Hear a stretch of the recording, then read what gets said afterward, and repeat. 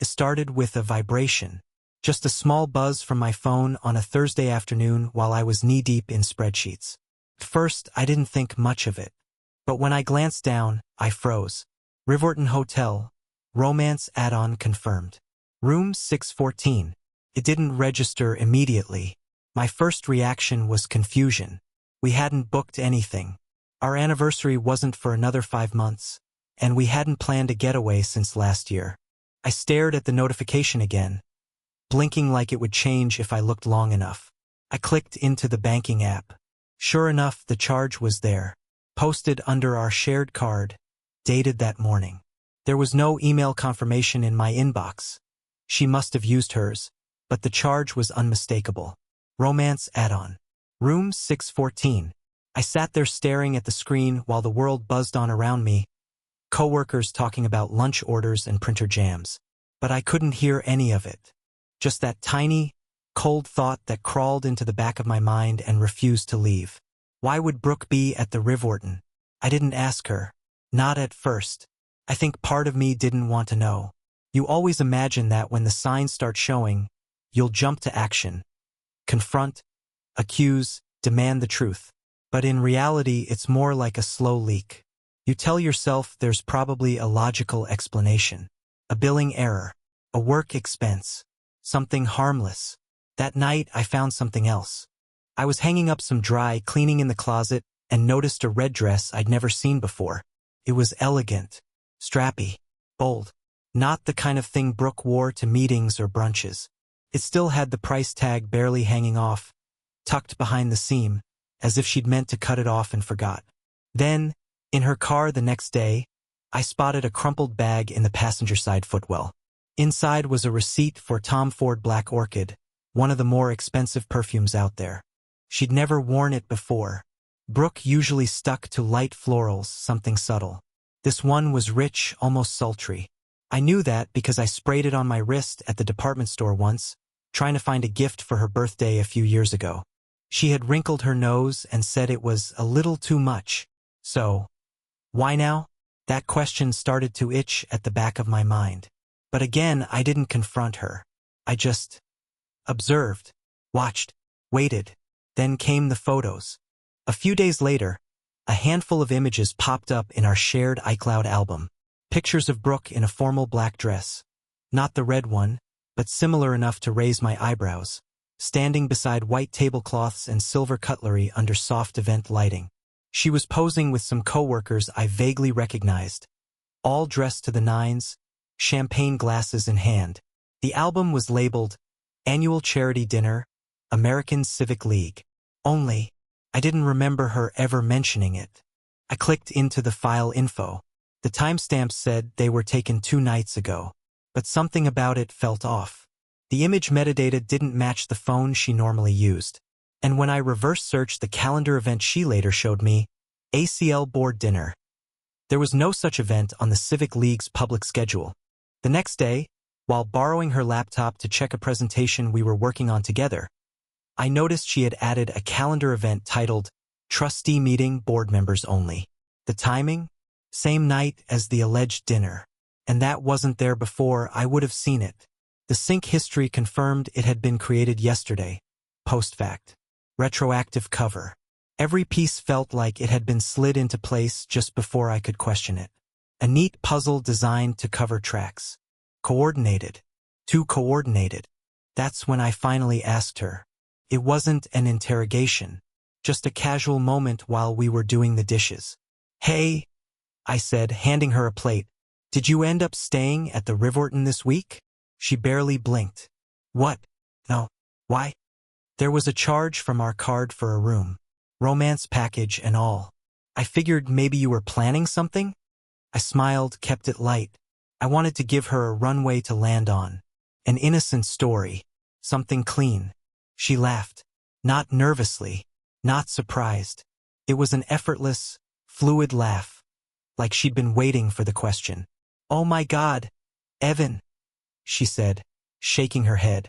Seriously? You think I'm cheating on you now? No, I didn't say that, I said, backpedaling. I just thought maybe you booked a hotel room for a secret lover? She said, still grinning. That's what we're doing now? Her tone was playful, confident, almost impressed with herself. I think that charge was from Amanda, she added a moment later, rinsing the wine glasses. She borrowed my login to book a stay for her anniversary last weekend.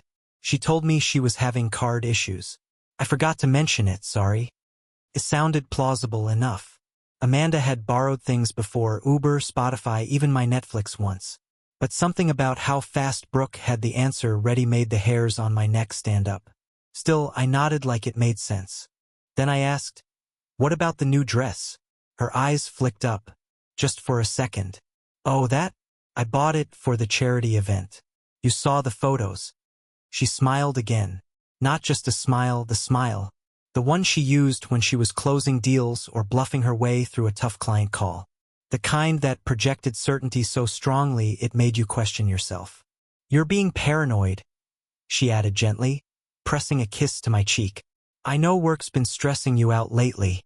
You're overthinking." That was the part that messed with me, because suddenly I was the one feeling guilty, like I had made something out of nothing, like my instincts were wrong, and her story, well-oiled and picture-perfect, was completely reasonable. Maybe I was just stressed. Maybe I needed sleep. Maybe Amanda really had used her login. Maybe the dress was just a treat-yourself moment. Except deep down I knew Brooke, and I knew she didn't forget to cut off tags. She didn't backdate calendar invites. She didn't accidentally upload staged photos to our shared album just to support a lie she supposedly didn't need.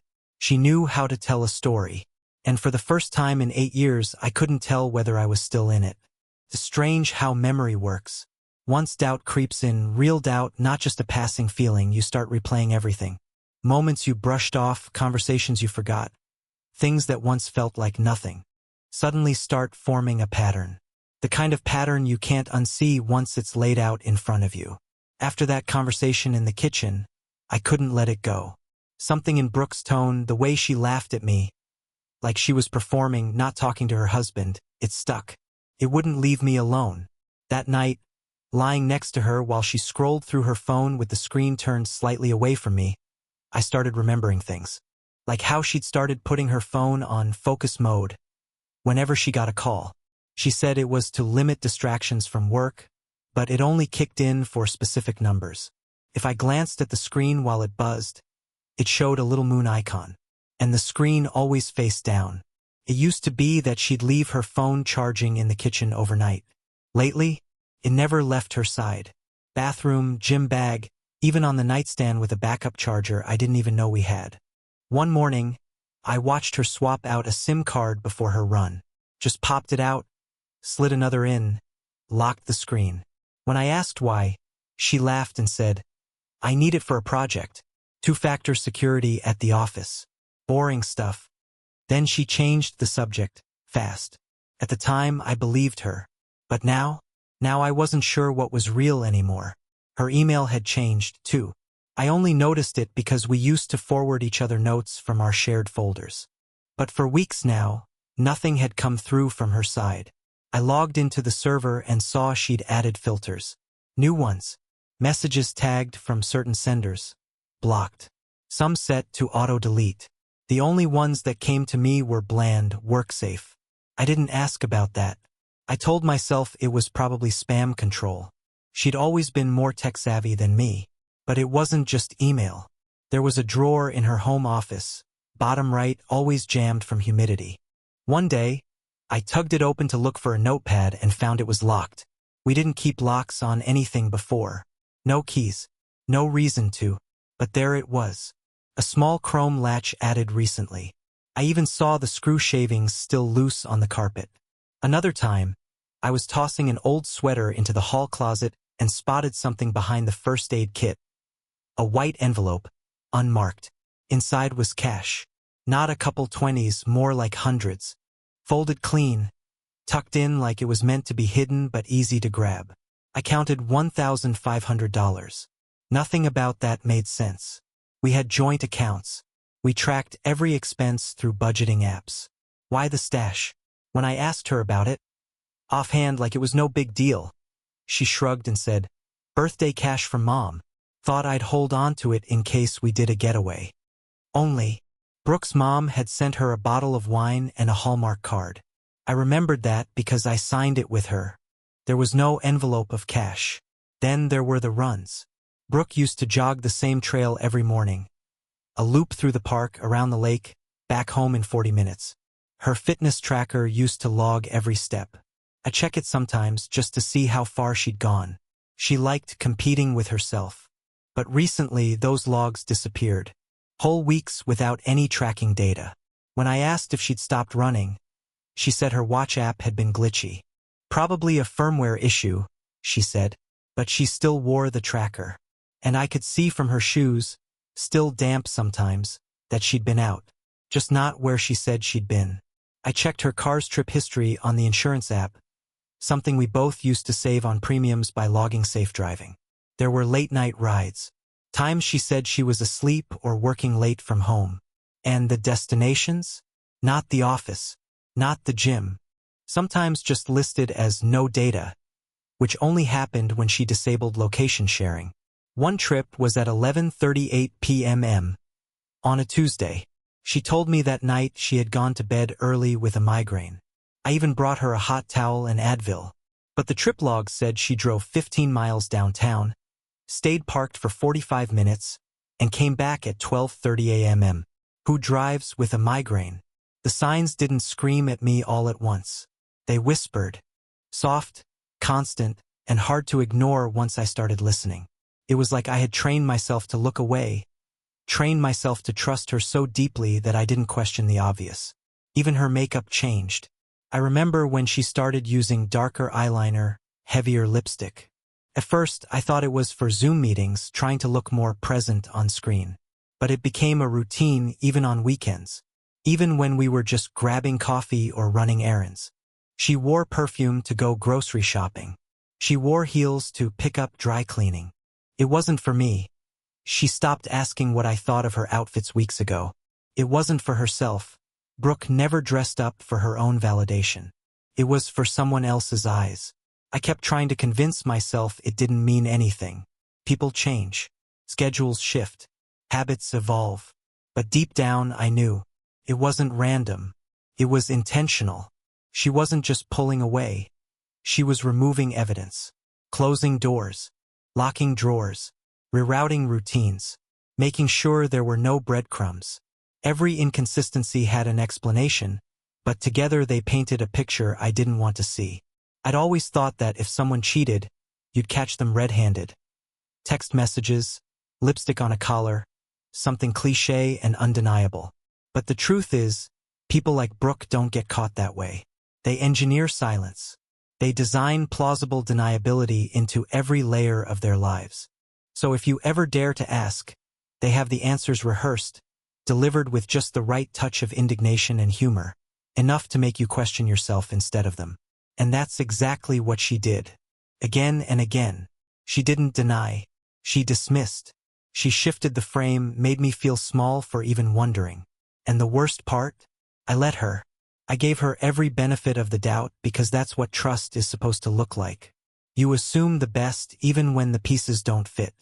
You tell yourself it's your anxiety. Your fault.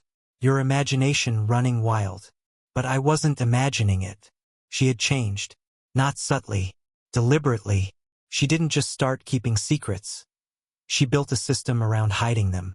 A system built for one purpose. To make sure I never found out what she didn't want me to see. But that system had cracks. And I was starting to see through them. The thing about patterns is that once you finally see them, you can't unsee them.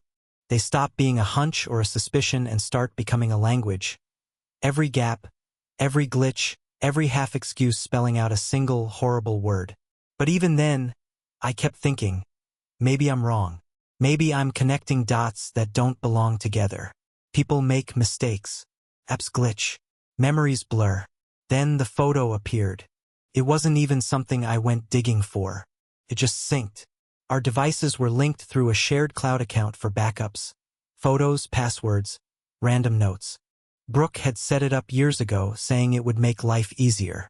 And for the most part, it had. Until that morning. I was at my desk, coffee half drunk, eyes glazed over from a boring spreadsheet. My phone buzzed with a new photo added notification. Nothing unusual. Brooke loved taking pictures of food, sunsets, her dog-eared novels. But when I opened it, my stomach flipped. There she was. Brooke in the red dress, the same one hanging in her closet, standing in a hotel room mirror selfie style. Her hair was pinned up the way she wore it only on very special occasions. She wasn't looking at the camera, though. She was laughing at someone off-frame. And that someone wasn't invisible. In the reflection of the mirror behind her, a man's tattooed hand rested around her waist. Not a casual hand either, fingers splayed, familiar, possessive. The tattoo was distinct. Black ink swirling into a pattern that looked like a compass rose. I zoomed in, hoping it was a trick of light, an editing artifact. But it wasn't. The ink had that faded edge you only see on real skin. I checked the metadata. The photo had been taken at 10:47 p.m. 2 weeks ago at the Riverton Hotel, room 614. The very same night she'd flown to Boston for a professional conference. The same night she posted those charity dinner photos. My pulse started hammering so hard I thought I might black out. I'd been at home that night, reheating leftovers and watching TV alone. She'd called me once, FaceTime, but the camera stayed angled at the ceiling of her hotel room, with some generic painting in the background. She'd laughed about bad Wi-Fi. Now I knew why. I sat there staring at the photo, my hands trembling, the coffee turning cold. For weeks I'd been piecing together scraps of behavior. This wasn't a scrap. This was the whole picture. It didn't stop there. I opened the shared album and scrolled backward. Buried between dog photos and recipe screensh *TS were more subtle clues. Mirror sh *TS with half-visible suit jackets, champagne glasses on nightstands, a blurry image of a city skyline that didn't match the city she claimed to be in. I dug into the location history attached to each image. All Riverton Hotel. Same floor. Same time window. I felt sick. It was like watching a magician reveal every trick at once. The sleight of hand, the misdirection, the planted evidence. She hadn't just been careful. She'd been meticulous. Her calendar entries now lined up perfectly with each deception. Trustee dinner corresponded to Riverton stays. Work conference matched new perfume purchases. Late meetings matched cash withdrawals from ATMs near the hotel. Every cover story had a twin, a real-world movement, a transaction, a timestamp. And then there were the receipts. Our bank flagged a charge from the Riverton that same night, but the statement listed, guest amenities, confidential. I called the hotel, posing as her assistant, and asked for a receipt for accounting purposes. They emailed it without question. 2 glasses of Dom Perignon, a romance add-on kit, a late checkout, room 614, her signature on the check-in form. I stared at the PDF like it was written in another language. First, anger didn't even hit me. It was more like vertigo, like the ground had dropped out from under me. Everything I'd built my life on, the trust, the shared routines, the quiet evenings, the inside jokes, suddenly felt like a stage set. And I was the only one who didn't know it was a play. I pulled up my calendar for that night. My location history had me at home. My phone logs showed a delivery receipt from the grocery store at 9:15 p.m. I still had the receipt from the wine I drank alone on the couch. I'd been right there, waiting for her to text good night from a hotel room that wasn't hers. She'd been with him instead. The photo kept staring back at me. Her smile, his hand, the int * Macy that was supposed to be mine. I started breathing hard, like I'd run a mile. My hands were shaking so badly I had to set the phone down on the desk. This wasn't paranoia anymore. This wasn't speculation. This wasn't me being insecure or stressed from work. This was proof. Undeniable, unavoidable, time-stamped, geotagged proof. I'd always thought I'd react to proof with rage. Storm out, throw something, demand answers. But instead, I just sat there, numb, like my body had shut off all the alarms at once. I tried to picture who he was. The tattooed hand belonged to someone real, someone she'd chosen. Not a random fling, not an accident. Someone she'd hidden with careful lies and retroactive photos. Had they laughed about me? Compared notes? Mocked my trust? The thought made my throat tighten. I spent the next hour going through everything, our shared accounts, her travel itineraries, even the credit card point history. Every piece lined up with nights away, with unexplained cash envelopes, with blocked fitness logs. It was like following a trail of breadcrumbs she'd sprinkled just enough to keep me from noticing where it led. But now the trail ended. There was no more pretending, no more giving her the benefit of the doubt, no more letting her write the story for me. She had told me who she was, not with her words but with her patterns, her receipts, her photos. And finally, she had slipped up enough to let the truth sink right onto my phone. I closed the photo app and stared at my reflection in the black screen. My face looked older, harder somehow, like the version of me who believed her stories had already died, and this was the man left behind. I didn't cry. I didn't yell. I didn't even text her. I just sat there, gripping the edge of the desk, and thought, now I know. And once you know, you can't unknow. The next morning, I woke up different. I didn't cry. I didn't pace the house. I didn't rehearse what I'd say to her. I just got up, made coffee like usual, fed the dog, and showered in silence. But it wasn't numbness anymore. It was clarity. The illusion had cracked, and now it was just about picking up the pieces of reality and figuring out what to do with them. By 9 a.m., I was sitting in my attorney's office downtown, manila folder in hand.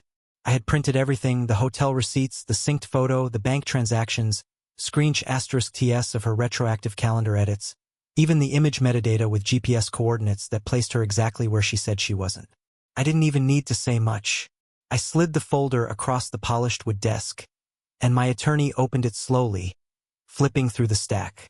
His eyebrows rose slightly when he saw the photo of Brooke in the red dress. He didn't say, "I'm sorry."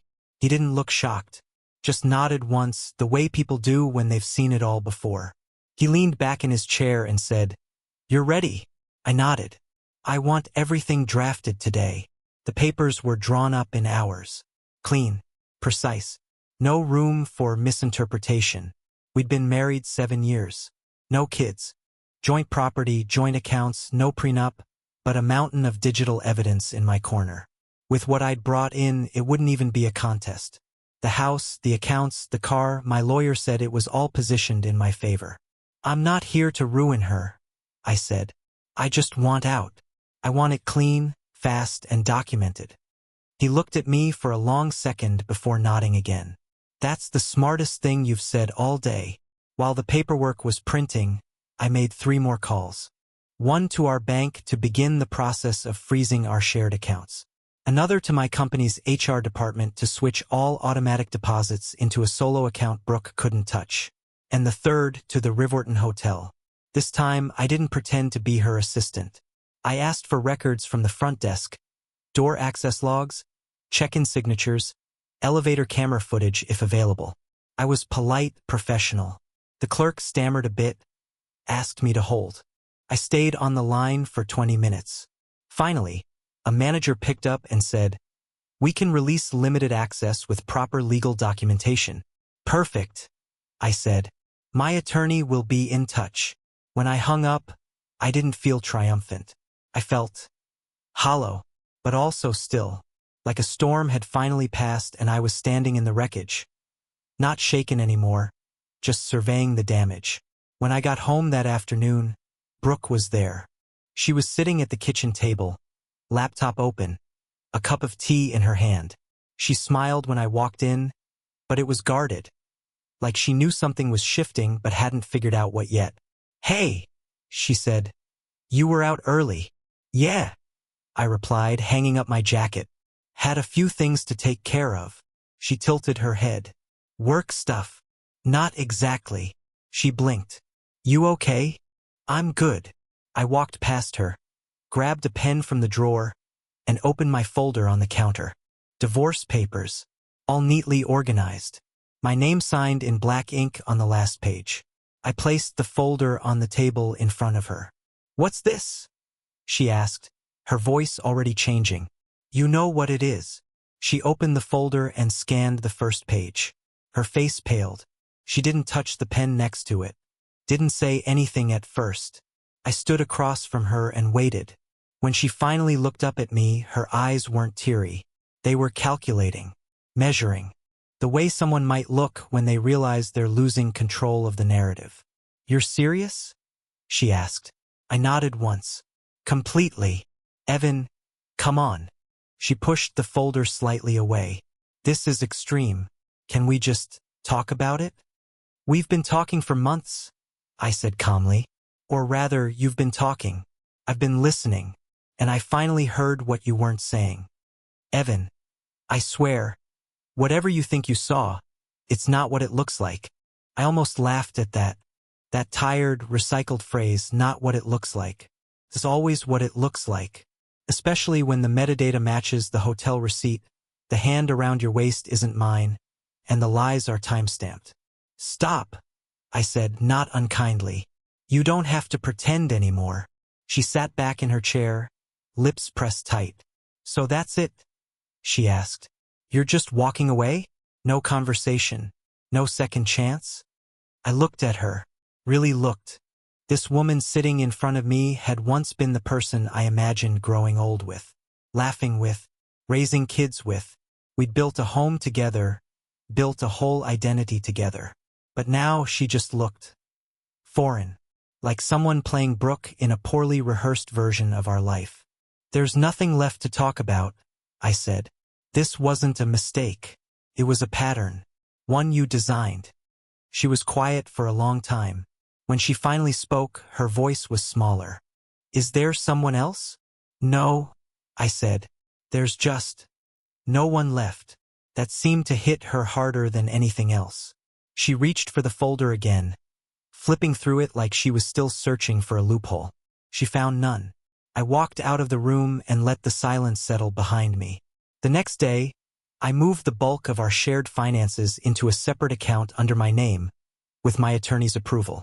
I changed passwords, updated legal documents, requested copies of the hotel's keycard logs, elevator movement reports, billing breakdowns. Every piece of it lined up with the story I already knew, and yet it still stunned me how well she'd planned it all. Brooke had built a life that functioned around illusion. She hadn't just lied. She'd made truth look like paranoia. She crafted alternate realities out of calendar invites, choreographed alibis through staged photos, and lost fitness data. The betrayal didn't start with that hotel room. It started with her making me question my own instincts. That's what hurt the most. Not the affair. Not the S*X. The erasure of my reality. She told me I was overthinking. She told me I was tired. She told me I was imagining things. She said all that while building a secret life behind my back. The red dress, the black perfume, the fake meetings, the laughter on calls I was never allowed to hear, the phone turned face down, the business trips, the second SIM card. All of it layers stacked like a performance. And the performance was flawless. Until it wasn't. Now she couldn't unwrite it. It was in print. Signed. Logged. Filed. The moment I submitted the paperwork, something in her cracked. She didn't scream or throw a fit. She just stopped pretending. The mask dropped. "I didn't think you'd actually go through with it," she said quietly that night. "You counted on that," I replied. She looked away. "So what now?" "Now?" I said. "Now you get to live with your choices. In full color. On record." And me? I'd already started imagining life without her. Quiet place. A new apartment. My own name on the lease. A life where no one gaslit me into doubting what I could see with my own eyes. She had played the role of the flawless wife until the very second the papers hit the table. And the moment that illusion shattered, there was nothing left but the evidence. And my signature at the bottom of the page. I thought the worst part was over. The lie was exposed. The mask had slipped. The divorce papers were signed and in motion. I believed, for a moment, that clarity would bring closure. That I could finally begin to heal and move forward, even if I was walking over broken glass. But I didn't know the truth yet. Not all of it. The affair was just the surface. What lay beneath wasn't emotional. It wasn't even personal. It was calculated. It started with an email from Experian. Alert. A new line of credit has been opened in your name. First, I thought it was spam. But when I logged in, I saw it, the application for a $20,000 personal loan through a regional lender I'd never heard of. Filed under my name, my social security number, my address. Except I hadn't applied for anything. Not even close. I called the company. They confirmed it. The application had gone through last week. Submitted online.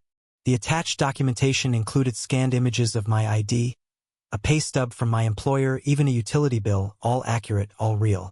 Except I didn't submit them. Within a day, 2 more alerts came through. One from another credit bureau. One from a credit card company I hadn't used since college. Brooke wasn't just unfaithful. She was building something, using me to do it. I contacted my attorney. He referred me to a financial investigator, an ex-IRS guy named Wallace with a calm voice and a low tolerance for BS. I handed him everything. The credit alerts, the loan documents, even the older bank statements I hadn't paid close attention to before. He asked for access to our joint financial history going back 2 years. Within 48 hours, he called me back. There's something else, he said. He sent me a spreadsheet, color-coded entries, time-stamped records, cross-checked logins. But one tab stood out. Storage unit ID match. I didn't rent a storage unit, I said. No, Wallace replied. But someone did. Under your name. In your neighborhood. 8 months ago. The unit was at a self-storage facility 10 minutes from our house, billed monthly using an automatic withdrawal from a card I hadn't used in years. A backup card Brooke had access to. It had been routed through a third-party financial tool to disguise the origin of the charge. $142 per month. Quiet. Hidden. Want me to pull surveillance? Wallace asked. Yes, I said immediately. He did. And what he found chilled me. There was footage. Time-stamped. Brooke entering the unit twice a month. Sometimes more. Always alone. Sometimes during work hours, sometimes late at night. Each time she had a bag with her. Sometimes a satchel, sometimes a tote, once even a banker's box. No calls. No visitors. Just her. I took the footage to my lawyer and asked what I needed to gain access. He made the arrangements. The following Monday, I went with Wallace and a locksmith. The facility manager, after confirming my ID and paperwork, unlocked the unit and rolled up the metal door. Inside, the air was stale and heavy. What I found didn't make sense. Not at first. There were no sentimental keepsakes. No hidden diaries. No love letters. No evidence of the man with the tattoo. Nothing romantic at all. What I found were tools. Folders of documents. Blank IDs. Envelopes. 2 burner phones. A fingerprinting pad. A USB thumb drive labeled Backup CB. 1 plastic bin was filled with handwriting practice sheets. Rows of forged signatures. Mine. Hers. Others. There were envelopes labeled with unfamiliar names. Claire Benson. Ivy Palmer. Marley Dunn. On one of them, in Brooke's handwriting, I saw the words, Emergency Fallback, No errors. What is this? I whispered, half to myself. Wallace crouched next to a filing crate and flipped open a folder. Inside were bank applications, fake utility bills, prepaid debit card receipts, driver's licenses with Brooke's photo but different names. She's not just lying, he said quietly. She's building multiple profiles. She's running something long game. I stepped back. I felt dizzy, like the air had been S**ked from the room. Was this who she really was? We spent years grocery shopping together, watching dumb shows in bed, planning trips that never happened. She sent me reminders about dentist appointments, ironed my shirts, baked banana bread when I was sick. And meanwhile, she was creating people who didn't exist. Claire. Ivy. Marley. At first I thought maybe she was being blackmailed. Maybe she was desperate. Maybe this was her trying to escape something. But the more we uncovered, the harder it was to justify. There were no signs of coercion. No debts. No threats. Just a methodical trail. And then I remembered. 3 years ago, Brooke mentioned someone at work getting caught running an identity scheme through dummy corporations. She told me about it like it was gossip, just an office scandal. She laughed when she said, "You know, it's kind of impressive, in a twisted way. All the systems they got through without being flagged." She studied it. That wasn't gossip. That was research. I was living with a ghost. A ghost who wore my last name, my ring, my trust like a costume. The investigator filed a report with local law enforcement. They didn't move quickly. These things don't go viral until there's a victim, until someone presses charges. But now I was the victim. She hadn't just betrayed me emotionally. She had used my identity, my data, my trust as a platform for something far bigger. I checked our insurance next.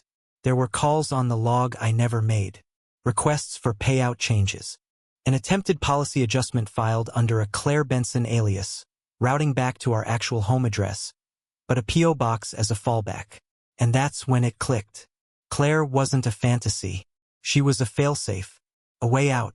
If things with me went south or the affair imploded, Brooke had already built another life. Multiple, actually. She wasn't going to leave me the way most people do, with a suitcase and a goodbye. She was going to vanish, quietly. Paper trail burned, digital fingerprint scrambled, and a fake name waiting with a prepaid apartment somewhere she'd already cased out. This wasn't a love story gone wrong. It was a long con. I called my lawyer again. He added a fraud clause to the divorce proceedings. We began gathering not just the adultery evidence, but the digital trail that proved intent to defraud. If I hadn't caught this when I did, she might have drained everything. Maybe she already had. I pulled every credit report, froze every line of credit, placed fraud alerts with all 3 major bureaus, flagged every bank, every shared login, every insurance account. I deleted her name from the house title. And as I was doing all of that, Brooke walked through the front door with groceries. Like it was just another Thursday. I stood at the top of the stairs, folder in my hand. She looked up at me, eyes calm, rehearsed smile ready to go. But this time I wasn't the one asking questions. This time I was holding the answers.